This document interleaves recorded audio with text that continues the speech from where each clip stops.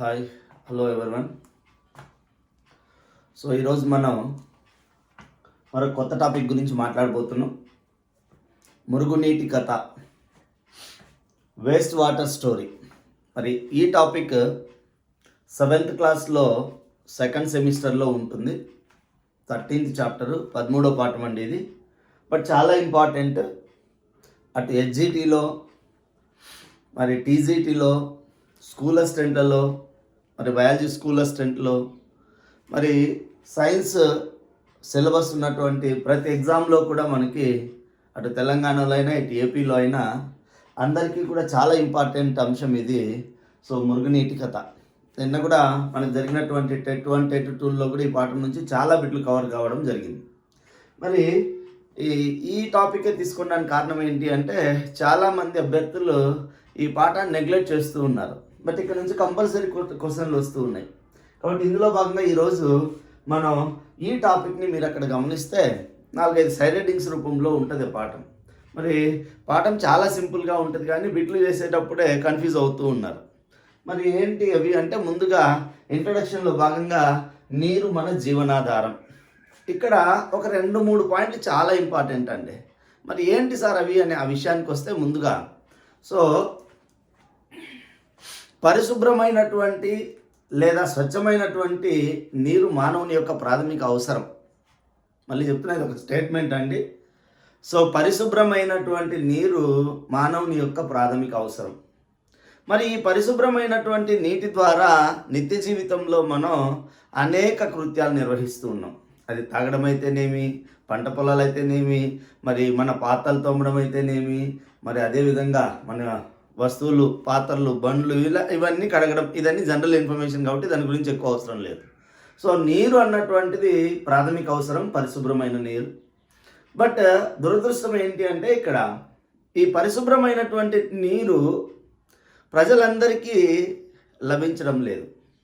ఇక్కడ ఒక రీసెర్చ్, ఒక పరిశోధన అంశం ఏం చెప్తుంది అంటే, దాదాపుగా 1 బిలియన్ మంది ప్రజలకు పరిశుభ్రమైన నీరు లభించడం లేదు. మరి మనందరికీ తెలిసి ఎస్డిజి గోల్స్ అని ఐక్యరాజ్య సమితి ఏర్పరిచినటువంటి సుస్థిరాభివృద్ధి లక్ష్యాలలో 17 లక్ష్యాలలో 6వ గోల్ ఏంటి సార్ అంటే, పరిశుభ్రమైన నీరు మరియు పారిశుద్ధ్య నిర్వహణ అని ఉంటుంది. సో పరిశుభ్రమైన నీరు పొందడం అనేది ఒక సస్టైనబుల్ గోల్ కూడా అయింది మనకి. మరి ఈ పరిశుభ్రమైనటువంటి నీరు లభించకపోవడం, మరి రోజు రోజుకు పరిశుభ్రమైన నీరు లభించకపోవడానికి కొన్ని కారణాలు చెప్తున్నారు. ఇక్కడ ఒక 4 కారణాలు ఉన్నాయి. 1 జనాభా పెరుగుదల, 2 కాలుష్యం, 3 పారిశ్రామిక అభివృద్ధి, పరిశ్రమలు ఎక్కువగా ఏర్పాటు అవ్వడం, 4 సరైనటువంటి నిర్వహణ పద్ధతులు పాటించకపోవడం. ఇక్కడ నేను ఒక అంశం చెప్పానండి, మానవునికి పరిశుభ్రమైన నీరు పొందడం ఒక ప్రాథమిక అవసరం. బట్ నేటికి కూడా మరి 1 బిలియన్ మంది ప్రజలకు పరిశుభ్రమైన నీరు అందుబాటులో లేదు. మరి పరిశుభ్రమైన నీరు అందుబాటులో లేకపోవడానికి కారణం, రోజు రోజుకి పరిశుభ్రమైన నీరు లభించకుండా పోతూ ఉండడానికి కారణాలు ఒక 4 అంశాలు చెప్పాం. 1 జనాభా పెరుగుదల, నోట్ చేసుకోవాలి, ఈ అంశాలు గుర్తుపట్టాలి. సో పరిశుభ్రమైన నీరు లభించకపోవడానికి సరైన కారణం కానిది సరైన కారణం అన్నప్పుడు ఈ 4 గుర్తుపట్టాలి. సో జనాభా పెరుగుదల, 2ది పారిశ్రామిక అభివృద్ధి, కాలుష్యం అధికం కావడం, మరి 3వది మనం సరైన నిర్వహణ పద్ధతులు పాటించకపోవడం. మరి ఐక్యరాజ్య సమితి ఈ అంశాలన్నింటినీ ఇలా రోజు రోజుకు పరిశుభ్రమైన నీరు లభించకపోవడం అనేటువంటి అంశాన్ని గమనించి 2005 సంవత్సరంలో, ఇది ఇంపార్టెంట్ అండి, దీన్ని గమనించండి, 2005 సంవత్సరంలో మొదటిసారిగా మార్చి నెలలో 22వ తేదీని ప్రపంచవ్యాప్తంగా ఈ పరిశుభ్రమైనటువంటి నీటిపైన అవగాహన ఏర్పరచడానికి, దాని ప్రాముఖ్యతను తెలియజేయడానికి ప్రపంచ జల దినోత్సవాన్ని ప్రకటించింది. ఇంపార్టెంట్ అండి. సో ప్రపంచ జల దినోత్సవం, సో ఇక్కడ ప్రపంచ జల దినోత్సవంగా, సో వరల్డ్ వైడ్గా వాటర్ డేగా ఎప్పుడు జరుపుకుంటున్నాము అంటే మార్చి 22వ తేదీని. మరి ఎప్పటి నుంచి? 2005 సంవత్సరం నుంచి. ఎవరు ప్రకటించారు అంటే, సో ఐక్యరాజ్య సమితి యుఎన్ఓ యొక్క మరి సాధారణ సభ, జనరల్ అసెంబ్లీ అనౌన్స్ చేసింది.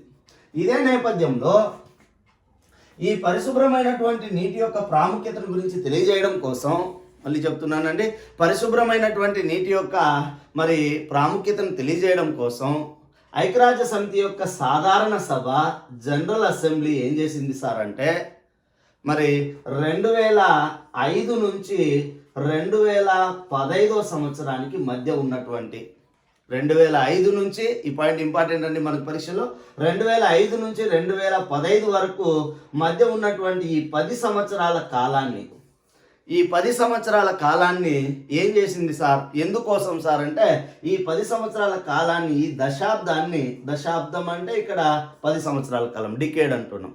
మరి ఈ 10 సంవత్సరాల కాలాన్ని ఏం చేసింది అంటే మరి ఇక్కడ ఒక థీమ్ సెలెక్ట్ చేసింది, ఒక అంశాన్ని సెలెక్ట్ చేసింది. సో ఏంటి సార్ అంటే వాటర్ ఫర్ లైఫ్ అని, అంటే జీవం కోసం జలం, జీవం కోసం జలం లేదా water for life, water for life. So ఇక్కడ జీవం కోసం జలం అనేటువంటి అంశం మీద మరి కార్యాచరణ కోసం అంతర్జాతీయ దశాబ్దంగా ప్రకటించింది, అంతర్జాతీయ జల దశాబ్దంగా ప్రకటించింది అని చెప్తున్నాం. కాబట్టి ఇక్కడ పరిశుభ్రమైనటువంటి నీటి యొక్క రక్షణ లేదా ఆవశ్యకతను నేపథ్యంగా తీసుకొని మరి జీవం కోసం జలం లేదా జీవనాధారంగా జలం, పాత బుక్లో ఇలా ఉండేది, జీవనాధారంగా జలం అన్న, సో జీవం కోసం జలం అన్న, వాటర్ ఫర్ లైఫ్ అనేటువంటి థీమ్తో ఒక ఈ అంశం మీద మరి యాక్షన్ తీసుకునే దానికి కార్యాచరణ జరుపుతూ మరి అంతర్జాతీయ దశాబ్దంగా 2005-15 ప్రకటించడం జరిగింది. సో ఇక్కడ 2 అంశాలు ఇంపార్టెంట్. గతంలో కూడా మనకు చాలాసార్లు అడిగారు దీని మీద బిట్. సో అంతర్జాతీయ జల దినోత్సవంగా ఎప్పుడు జరుపుకుంటున్నాం? మార్చి 22వ తేదీని. ఎప్పటి నుంచి? 2005 నుంచి. మరి ఐక్యరాజ్య సమితి యొక్క సాధారణ సభ ఏ సంవత్సరాల మధ్య ఉన్న కాలాన్ని అంతర్జాతీయ జల దశాబ్దంగా జరుపుకుంటుంది అంటే 2005 నుంచి 15కు మధ్య ఉన్నటువంటి కాలం. మరి ఇక్కడ దేని మీద, ఏ అంశం మీద కార్యాచరణ తీసుకురావడం జరిగింది అని చూస్తే ఇక్కడ యాక్షన్ దేని మీద తీసుకోబడింది అంటే సో జీవం కోసం జలం, వాటర్ ఫర్ లైఫ్ అన్నటువంటిది. మీరు టెక్స్ట్ బుక్లో చూస్తే ఒక లోగో కూడా ఇచ్చి ఉన్నారు మనకు అక్కడ. మరి ఇక్కడ నేను మరి పరిశుభ్రమైన నీరు పొందడం మానవుని యొక్క ప్రాథమిక అవసరం అన్నాం. మరి నేడు 1 బిలియన్ ప్రజల వరకు పరిశుభ్రమైన నీరు లభించడం లేదు.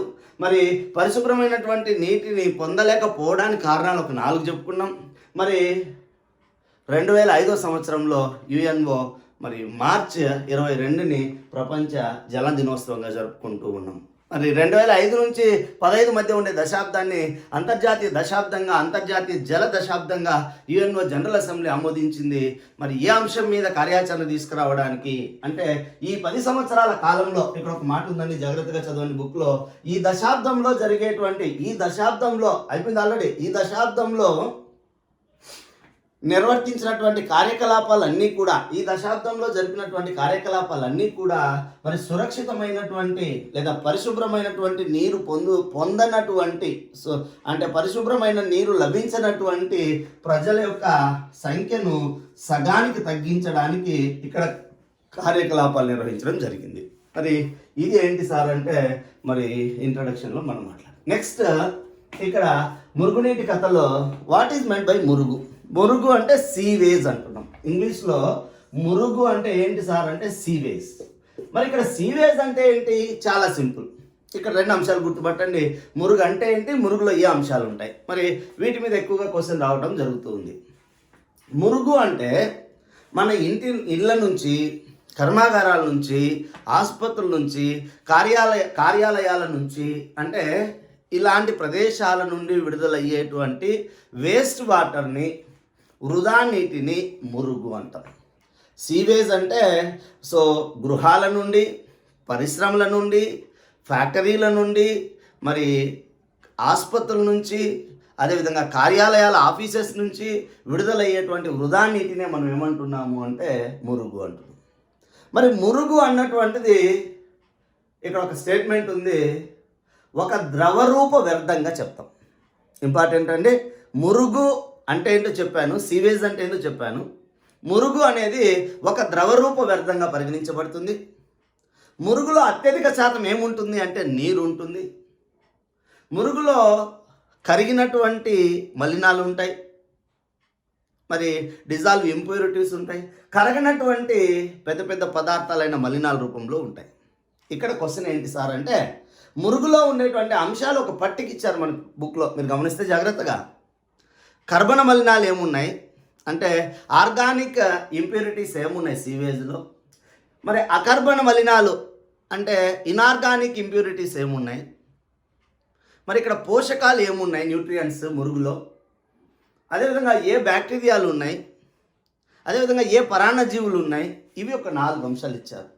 మీరు మన పరీక్షలో గమనిస్తే మరి ఈ క్రింది వాటిలో యూరియా అనున్నది ఏ రకమైనటువంటి మలిన పదార్థం అని ఇచ్చాడు. కార్బన్ అకర్బన బ్యాక్టీరియా ఇలా ఇచ్చారు. అందుకు మురుగు నిర్మాణంలో ఇక్కడ మీరు జాగ్రత్తగా గమనిస్తే కర్బన మలినాలు గుర్తుపట్టండి. కర్బన మలినాలు అని, అకర్బన మలినాలు అని, అకర్బన మలినాలు అని, పోషకాలు అని. సో బ్యాక్టీరియా, కొన్ని బ్యాక్టీరియాల పేరు ఇచ్చారు, ఇతర పరాన్న జీవులు ఏమున్నాయి. సో ఇలా మీకు అక్కడ వివరించడం జరిగింది. కర్బన మలినాలు అంటే ఆర్గానిక్ ఇంప్యూరిటీస్ అని చెప్తున్నాం. అకర్బన మలినాలు అంటే ఇనార్గానిక్ ఇంప్యూరిటీస్ అంటున్నాం. పోషకాలు అంటే న్యూట్రియంట్స్ అని చెప్తున్నాం. జస్ట్ వీటికి సంబంధించిన పదార్థాలు గుర్తుపట్టాలి. ఇదే పరీక్షలో అవసరం మనకి. జతపరిచే క్వశ్చన్లో కానీ క్రింది వాటిలో మురుగులో ఉండే కర్బన మలినాలను గుర్తించండి అని, కర్బన మలినాలు కాని వాటిని గుర్తించండి అని అలాంటివి కనిపిస్తూ ఉన్నాయి. మరి కర్బన మలినాల్లో ఏమేమి ఉన్నాయి సార్? చాలా సులభం, జస్ట్ ఒకసారి గుర్తుపట్టే ప్రయత్నం చేయండి. మరి ఏమేమి ఉన్నాయి సార్ అంటే, ఒకటి మానవ మలం. సో మానవుల యొక్క మల పదార్థం, జంతువుల యొక్క వ్యర్థాలు, జంతువుల వ్యర్థాలు, అదేవిధంగా నూనెలు, అదేవిధంగా అదో మన టెట్లో కూడా ఇక్కడ ఈ మాట అడిగారు, యూరియా. మరి ఈ మురుగులో ఉండేటువంటి యూరియా ఎక్కడి నుంచి వచ్చి చేరుతుంది సార్ అంటే, మన మూత్రంలో ఉండే యూరియానే ఇక్కడ చేరుతుంది.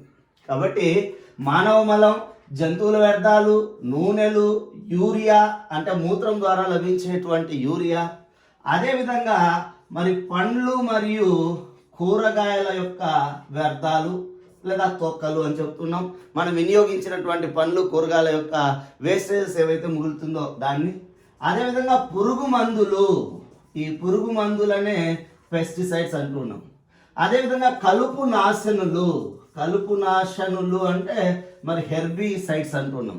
కాబట్టి ఇక్కడ నేను రాసినటువంటి ఈ మానవ మలం అయితేనేమి, జంతువుల వ్యర్థాలు అయితేనేమి, నూనెలు, యూరియా, పండ్లు కూరగాయల తొక్కలు, పురుగు మందులు, కలుపు నాశనులు హెర్బిసైడ్స్ అంటున్నాం, పురుగు మందులను పెస్టిసైడ్స్ అంటున్నాం. మరి ఇక్కడ నేను ఇక్కడ రాసినటువంటి 1 2 3 4 5 6 7 ఈ 7 అంశాలు కర్బన మలినాలుగా చెప్పబడతాయి. కాబట్టి జాగ్రత్తగా కర్బన మలినాలను గుర్తించండి. మానవ మల పదార్థం, జంతువుల యొక్క వ్యర్థాలు, నూనెలు, యూరియా, మరి పండ్లు కూరగాయల తొక్కలు, అదేవిధంగా మరి పురుగు మందులు, మరి కలుపు నాశనం చెప్తున్నాం, హెర్బిసైడ్స్ అంటున్నాం. మరి ఇది ఒకటే ఎక్కువగా ఉండేది. మరి ఇక్కడైతే మనకు తక్కువగా ఉన్నాయి మిగతా అంశాలు. ఏంటి సార్ అంటే, ఒకసారి అకర్బన మలినాల విషయానికి వస్తే, మరి మురుగులో లేదా సీవేజ్లో ఉండేటువంటి అకర్బన మలినాల్లో 3 గుర్తుపడితే చాలండి మీరు. ఒకటి పాస్పేట్లు, మరి ఒకటి ఏంటి సార్ అంటే పాస్పేట్స్ అంటున్నాం. అకర్బన మలినాలు ఇలా రాస్తున్నా. సో పాస్పేట్లు, అదేవిధంగా మరి పాస్పేట్లతో పాటుగా నైట్రేట్స్, అదేవిధంగా లోహాలు. సో ఇక్కడ 3 అంశాలు చెప్పానండి. ఫాస్ఫేట్స్, నైట్రేట్స్, లోహాలు, ఈ 3ంటిని మరి ఇనార్గానిక్ ఇంప్యూరిటీస్ అంటున్నాం, అకర్బన మలినాలుగా చెప్తున్నాం. ఇంపార్టెంట్ అండి. మరి మీకు తెలుసో లేదో, నీటిలో యూట్రిఫికేషన్ జరుగుతుంది. మురుగునీరు సముద్ర జలాల్లో కానీ మంచినీటిలో కానీ కలిసినప్పుడు యూట్రిఫికేషన్ పదం వాడతాం. యూట్రిఫికేషన్ అంటే మరి నీటిలో ఉండే ఈ ఫాస్ఫేట్, నైట్రేట్లను వాడుకొని కలుపు మొక్కలు విపరీతంగా పెరగడాన్ని, శైవలాలు విపరీతంగా పెరగడాన్ని ఏమంటాము అంటే యూట్రిఫికేషన్ అంటాం. ఆ యూట్రిఫికేషన్ కలగడానికి కారణమయ్యేటువంటి పోషకాలు ఫాస్ఫేట్లు, నైట్రేట్లు ఈ అకర్బన మలినాలుగా చెప్పబడుతూ ఉంటాయి. మరి ఇక పోషకాల్లో 2 అంశాలను గుర్తుపట్టండి. ఇక్కడ పోషకాలుగా దేన్ని సార్ అంటే ఫాస్ఫరస్ని చెప్తూ ఉన్నాం, అదేవిధంగా నైట్రోజన్ చెప్తూ ఉన్నాం, నత్రజని చెప్తూ ఉన్నాం.